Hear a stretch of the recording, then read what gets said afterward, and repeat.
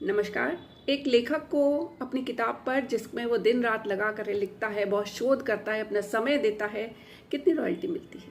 क्या उससे उसके घर के खर्चे चल जाते हैं या उसे कहीं और नौकरी करनी पड़ती है? या महिलाएं जो कि अपने घरेलू काम करके, समय बचा करके, रात में जग करके किसी तरह से अपने लेखन को करती हैं, तो उसमें उनको अनेक ताने सुनने पड़ते हैं कि क्या कागज़ कलम रंग रही हो, इससे कुछ मिलने वाला तो है नहीं। लेकिन फिर भी लेखन को आमतौर पे, ख़ासतौर से हिंदी लेखन को, ये मान लिया गया कि स्वांतः सुखाय है और लेखक लिखते रहे अपनी किताबें। उनको थोड़ी बहुत रॉयल्टी मिलती रही, लेकिन वो इतनी नहीं थी कि उनकी जो है आवश्यकताओं को, उनके खर्चों को मीट कर सके, पूरा कर सके। कई बार तो उनके 1 महीने के वेतन से भी कम होती थी और कई बार तो इतनी कम होती थी कि उनको लगता था कि वो किसी जगह, एक अच्छी जगह अगर कहानी भेजते हैं सरकारी पत्रिका में या कहीं पर, तो इससे ज़्यादा पैसे मिल जाते हैं। एक बार फिर से रॉयल्टी को लेकर के प्रश्न उठा और पूरा हिंदी साहित्य समाज इसके लपेटे में है। ये अवसर था आदरणीय विनोद कुमार शुक्ल जी को मिला रॉयल्टी चेक 30 लाख रुपए का।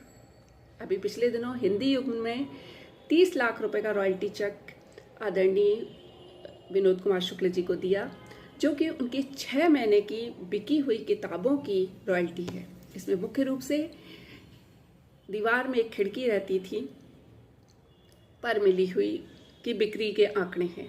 उसने पूरी पारदर्शिता दिखाते हुए प्रकाशक ने पूरे आंकड़े दिए, कितनी किताबें बिकी, उसमें कितनी रॉयल्टी बन रही है।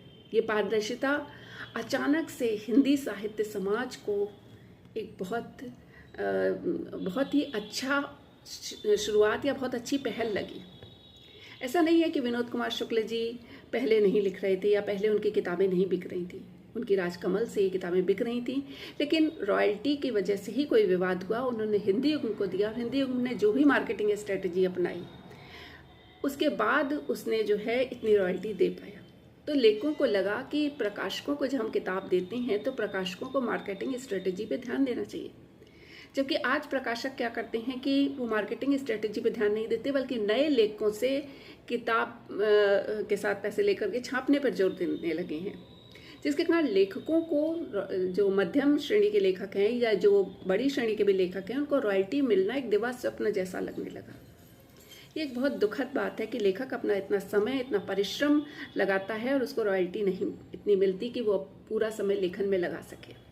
लेकिन वहीं हिंदी युग ने एक आशा की किरण दिखाई है, जिससे कि आने वाले समय में ये सुधार संभव हो सकता है कि अच्छे साहित्य या अच्छी बिक्री करी हुई किताबों पर जो भी रॉयल्टी